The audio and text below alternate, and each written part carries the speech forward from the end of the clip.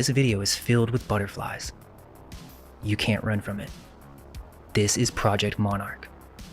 At the 1 minute mark, the entire music video gets flooded with butterflies.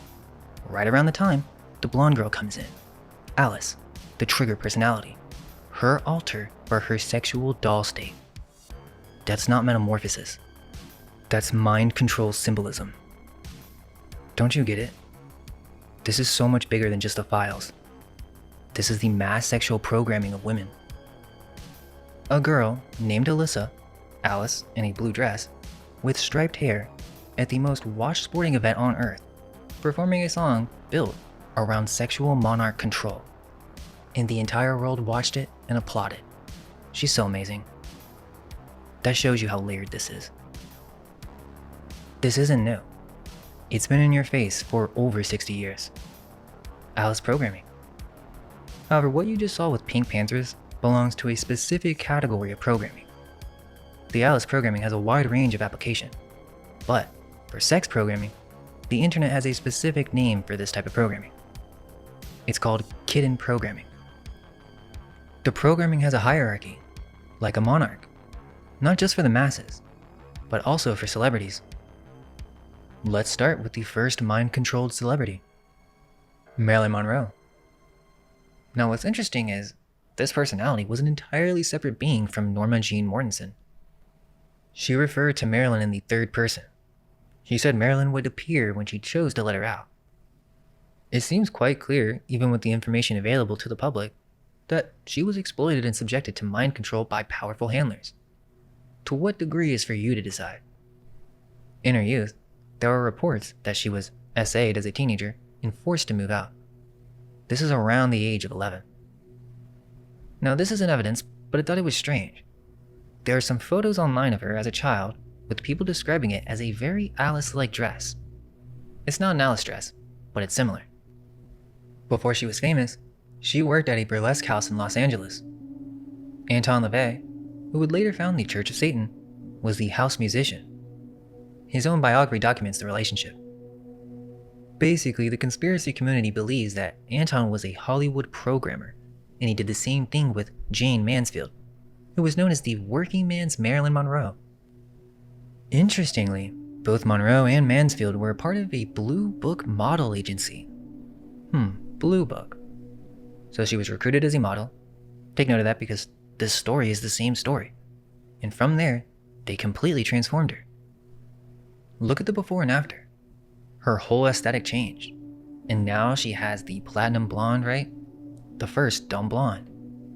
You don't think that was by design? The gentlemen prefer blondes, right? The full Monroe story is insane. By the mid-1950s, Monroe's world had narrowed to 4 people. Her acting coach, Lee Strasberg, 3 psychiatrists, Margaret Hohenberg, Marianne Criss, and Ralph Greenson. Her housekeeper even described her days as her doctor's appointments and her acting lessons were virtually all she had to look forward to. So contact with her biological family was blocked. Relatives who tried to reach her were turned away. The visits escalated in frequency, and she deteriorated. When she died in August 1962, her estate was distributed as follows. Lee Strasberg, 75%, Dr. Marianne Criss, 25%. Her will was contested by her longtime business manager on grounds of undue influence, but the challenge failed. The people who isolated her, controlled her, and ran her sessions legally owned her in death. But this is the crazy part. She actually left a document, and it's called The Surgeon Story. Apparently she wrote it herself, and it's in poem form. Some describe it as a nightmare, but her family researcher describes it as her document, and it's called The Surgeon Story.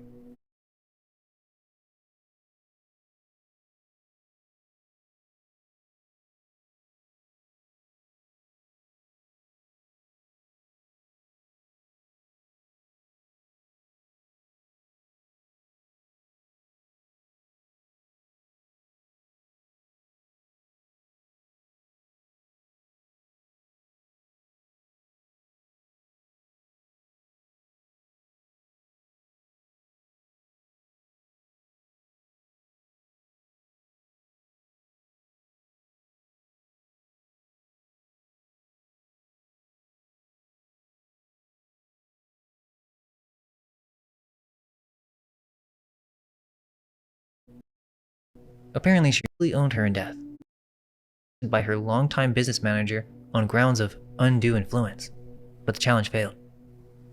The people who isolated her, controlled her, and ran her sessions legally owned her in death. But this is the crazy part. She actually left a document, and it's called The Surgeon Story. Apparently, she wrote it herself, and it's in poem form. Some describe it as a nightmare, but her family researcher describes it as her account of a programming session with Strasberg and Hohenberg specifically. Read what she wrote. Best finest surgeon, Strasberg, to cut me open, which I don't mind since Dr. H has prepared me, given me anesthetic. She doesn't mind? She's been prepared. That's compliance language, not nightmare language. Everything in the room is white. In fact, I can't see anyone, just white objects. And there's absolutely nothing there. The only thing that came out was so finely cut sawdust, like out of a Raggedy Ann doll. The patient existing of complete emptiness. Sawdust where a soul should be? She writes about herself as a doll, complete emptiness. In 1961, Dr. Chris convinced Monroe to check into Paint Whitney's psychiatric ward. She was told it was for rest. Well, it was a locked ward. She actually wrote to Greenson from inside, saying, "I felt I was in some kind of prison for a crime I hadn't committed." When she wouldn't comply, 2 men and 2 women carried her by all fours to the 7th floor. She was the world's most famous woman, in a padded cell, put there by the psychiatrist who would inherit 25% of her estate. But there's one more insane detail. Monroe had in a padded cell, put there by the psychiatrist who would inherit 25% of her estate.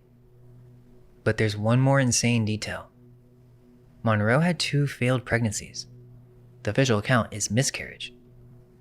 In Lena Pepitoni's book, Marilyn's own words tell a different story. Quote, "Don't take my baby." So they take my baby from me, and I never saw it again. End quote. Does that remind you of anything? Remember part 1? So let's break down more celebrities with this pattern. Step 1. Discovery by a handler figure at a young age. Step 2. Construction of a named persona, a separate identity with its own name, its own costume, its own behavioral profile. Step 3. A butterfly and/or Alice symbolism appears, and the branding, the tattoos, the album artwork, the imagery, it shows up after the handler relationship is established. Step 4. A public dissolution, a breakdown, a hospitalization, a very visible unraveling. Step 5. Institutionalization, conservatorship, legal control, or even death. The butterfly marks step 3. Not freedom, containment at peak control. Here are the most famous women in the music industry that you all know who fit this pattern exactly. Whitney Houston was signed at 19 by Clive Davis, who kept a controlling hand in her career for decades. She had a suspicious death in a bathtub at the Beverly Hilton in 2012, and that night, a Grammy party was already running at the same hotel. It continued as scheduled. Her daughter, Bobby Christina, was found in a bathtub 3 years later. Mariah Carey signed to Columbia Records at 18, and she later called it a music prison. Security cameras in every room, armed guards, zero freedom, total control of her image. She named the estate where she was kept Sing Sing, and when she finally left, she named her comeback album Butterfly. She named the estate where she was kept Sing Sing.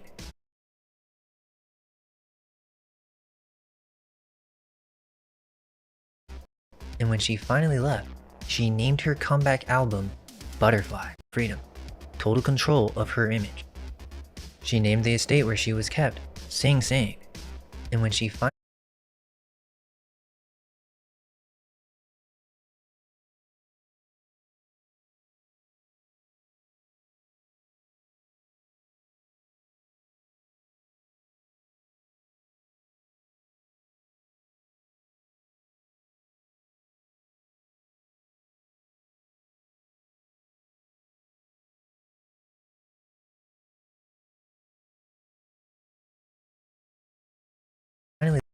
left,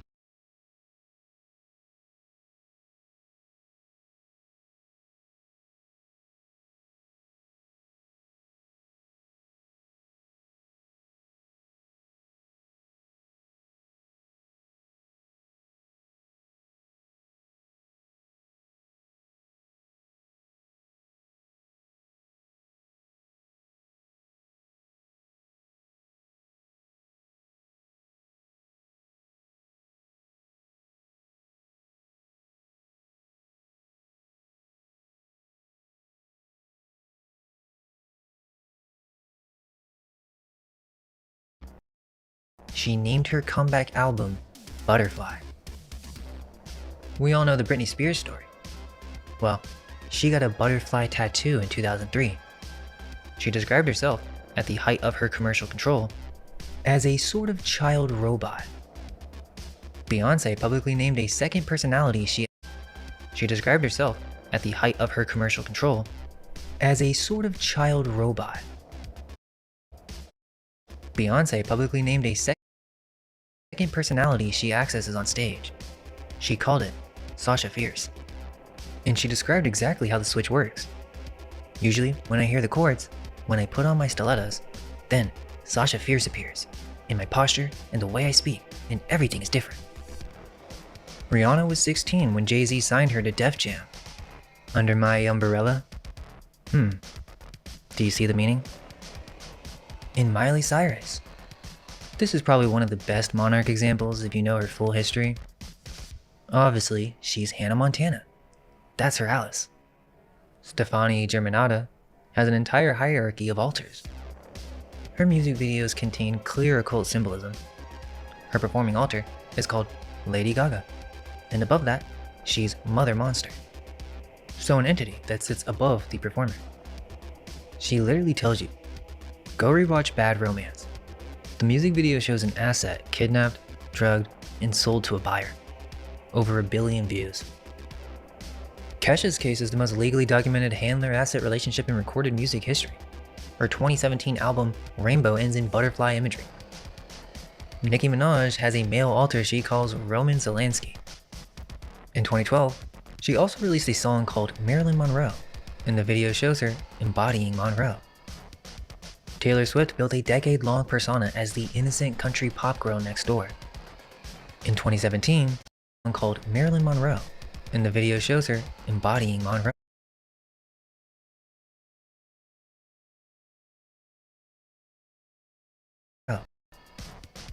Taylor Swift built a decade-long persona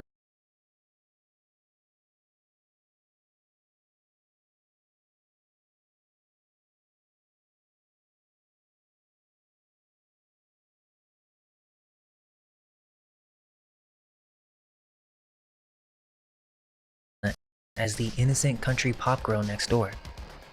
In 2017, she staged its murder. The Look What You Made Me Do video opens in a graveyard, a birdcage, a clone tower of all prior Taylor cells, each one eliminated.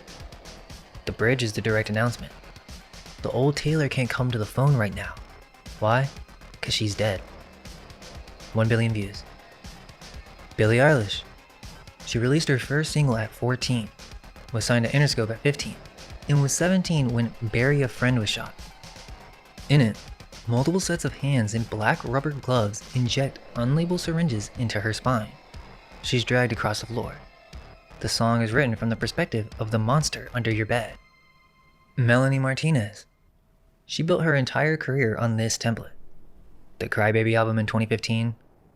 Then in 2019, K-12, children sent to a facility where they're medicated, monitored, and shaped. Checkerboard floors throughout.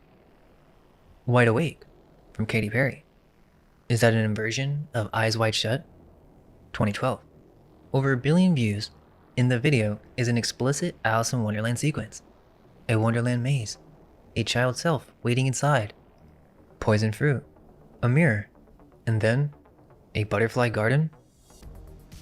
Rihanna, S&M, 2011. Checkerboard room. Poison fruit. A mirror. And then a butterfly garden. Rihanna.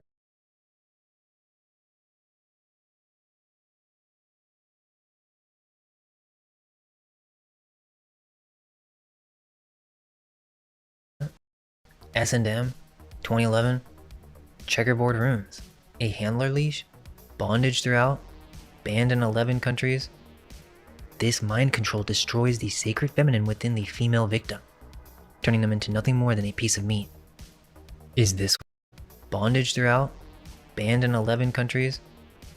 This mind control destroys the sacred feminine within the female victim, turning them into nothing more than a piece of meat.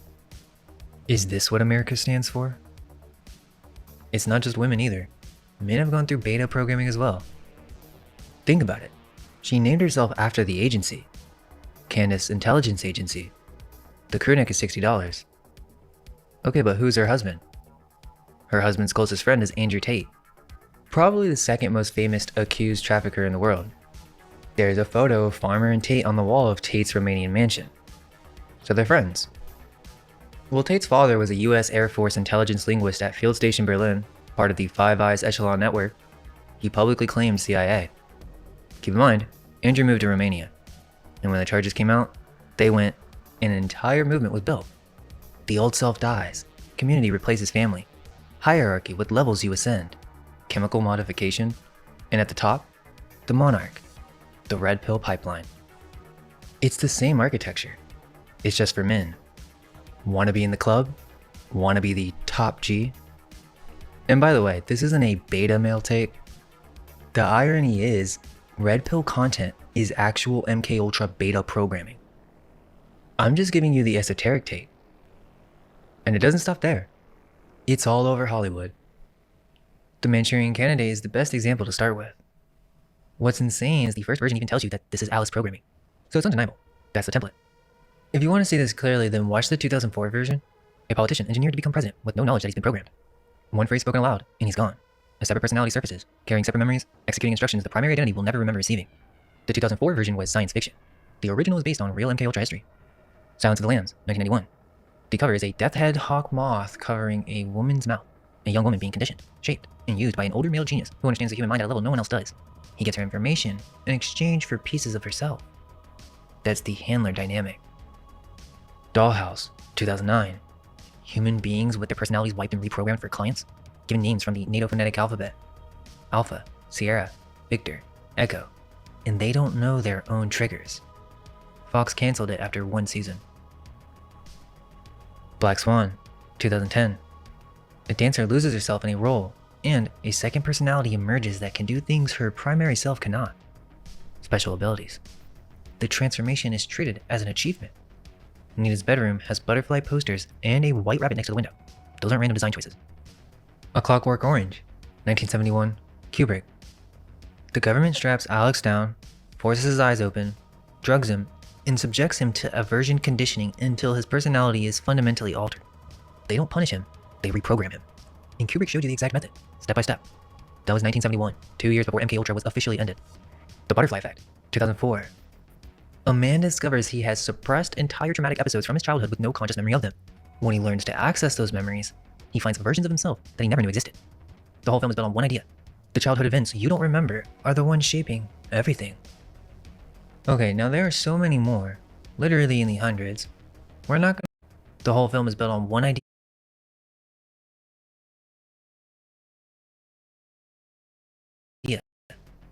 The childhood events you don't remember are the ones shaping everything. Okay, now there are so many more, literally in the hundreds. We're not going to break it all down right now. We're just going to go straight to the movie that lays it all out for you, because there's always a movie that lays it all out. Sure, you could say that all of this was just creative design choices. And sure, let's admit that the butterfly is a popular design. Absolutely. We can acknowledge that, while also being fair. Let me show you a movie that straight up tells you the secret. I'm not the one telling you. This movie did it in 1973. You know what it's called? Papillon. Steve McQueen. It's the French word for butterfly. On the surface, it's a prison escape film. A man wrongly convicted, shipped to a penal colony in French Guiana, who spends the entire film trying to break free. Most people who watch this film walk away thinking it's about the human spirit that can't be caged. The butterfly is the man who survives. That's been the standard reading for 50 years. But the film tells you something else entirely if you listen to what the characters actually say. 37 minutes in, another prisoner explains the local economy. There is a species of butterfly on the island called the blue morphus. The prisoners catch them. Explains the local economy. There is a species of butterfly on the island called the blue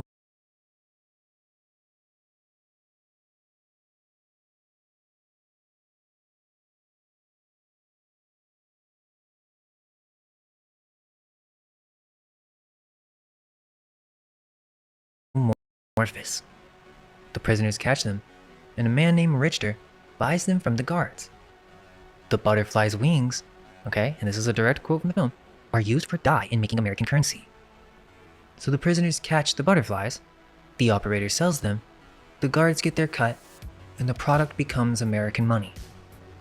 Now look who's catching them. Papillon, a man with a butterfly tattoo on his chest. A man who was convicted for killing a pimp. His stated crime is literally eliminating a handler in the trafficking world. And his partner, Degas, is a counterfeiter of government bonds. The author Henri Charrière later admitted that Degas never actually existed. He made him up. Degas is an alter, a second personality invented by the primary to handle the money, to provide the cover story, to be the face that interacts with the system while the operator stays hidden behind it. This is coded monarch programming, and Charrière told us himself that he created one. In the place they sent him to break his mind, it's called Devil's Island. That's where the facility is, and the warden spells it out. We are not priests, we are processors. A meat packer processes live animals into edible ones. We process dangerous men into harmless ones. This we accomplish by breaking you physically, spiritually, and here. Then he points to his head, his mind, his identity. That's monarch programming, right there in a Hollywood film released in 1973. The same year, CIA Director Richard Helms ordered the destruction of all MKUltra files. So, a man with a butterfly on his chest catches blue butterflies that become American money. His financial partner is a fabrication. The facility that holds him openly describes itself as a processing operation designed to break the human mind. The blue butterflies are the product. The operator is the one with the mark. So is the movie called Butterfly because he was released into the world with a tattoo that identifies what system made him? This film came out 53 years ago. How do you explain that? The blue Morphous butterfly funds the American dollar? What is this film actually saying? And if it is, what does that tell you about who's been catching them? There's another piece to this. The checkerboard floor. Go look at production design across major music videos from 1985 to 2010. The black and white checkerboard floor appears with a frequency that cannot be accidental. Madonna, Michael Jackson, Katy Perry, Britney Spears, countless more. The same visual across decades of elite entertainment production. This is obviously Masonic. It goes back to 1717, and the first codification of it in Masonic text is from 1727. It's the foundational floor of initiation. And it is the floor of the looking glass world in Lewis Carroll's Through the Looking Glass. Alice steps through the mirror and enters a world organized as a chessboard. She's a pawn. The Red Queen tells her she starts on the second square, and if she reaches the 8th, she becomes a queen. So she doesn't pick her path, she gets moved from square to square, meeting whoever occupies that space, following rules she didn't write. The whole book is a chess game, and Alice is a piece in it. It's the Masonic initiation floor, Carroll's chessboard. It's the same thing. The subject moves through a controlled grid and doesn't know who's playing. This is the Project Monarch template, and it goes back to 1865, when a mathematics professor at Oxford named Charles Ludwig Dodson, writing under the pen name Lewis Carroll, published a book for children. Carroll was a member of the Society for Psychical Research, an organization that formally investigated occult phenomena, theosophical claims, and paranormal experience. He owned dozens of texts from the occult tradition. The checkerboard in the Alice books, the Masonic mosaic pavement, was not a coincidence of the Victorian tile fashion. Carroll was a member of an institution that knew exactly what that floor meant. Aleister Crowley, who by the 1910s was running one of the most significant initiatory magical schools of the 20th century, made both Alice in Wonderland and Through the Looking Glass required reading for his initiates as sacred text. As maps of significant initiatory magical schools of the 20th century made both Alice in Wonderland and Through the Looking Glass required reading for his initiates as sacred text, as maps of the initiatory process. What's interesting is mainstream academic psychology already agrees with this. They just never asked who might use that map on purpose, because they're not going to connect that Kathy O'Brien, the woman who testified in 1995 about being inside the program, breaks this down a little bit differently, as someone who was taken through it. But her breakdown doesn't use Jungian language, it uses programmer language. The rabbit hole is the induction sequence, the technique used to initiate the dissociative state. Going through the looking glass is the transition between the primary identity and the alter. The caterpillar asking, "Who are you?" is the identity dissolution stage, where the subject's sense of self is systematically destabilized before a new identity is constructed. The Red Queen is the punishing authority. The Mad Hatter is the handler. The Cheshire Cat is the controller behind the handler, the one who gives instructions and then disappears. She said this was not a metaphor. This is the literal template used across facilities across decades. The academics mapped it from the outside, but she described it from the inside. And in the same tradition Carol was reading, a woman named Alice Bailey was receiving transmissions from a figure she called the Tibetan that would eventually fill 30 volumes of esoteric doctrine. She founded her publishing house in 1922 and called it the Lucifer Publishing Company. She renamed it to Lucis Trust in 1925. Not only was she the first to use the term New Age, but Lucis Trust today now has consultative status at the United Nations. Its meditation room has been in the UN building since 1952. I just find it interesting that her name is Alice. And notice this on her wiki page. Her autobiography states that at the age of 15, on June 30th, 1895, Bailey was visited by a stranger. A tall man dressed in European clothes and wearing a turban, who told her she needed to develop self-control to prepare for the certain work he planned for her to do. This turned out to be the creation and publication of 19 books, together with educational and meditation work that reached practically all the countries of the world. Carol read the occult text, Crowley made the Alice books sacred reading for his initiates, Bailey named her publishing house after Lucifer, and all three traditions share the same symbols: the checkerboard, the looking glass, and the butterfly. Just a coincidence? Here's an interesting fact. It's Greek etymology. The word psyche, spelled out, has two meanings in ancient Greek. It means soul, and it means butterfly. But those aren't two different definitions. It's the same word describing the same thing. Homer used it to mean the ghost,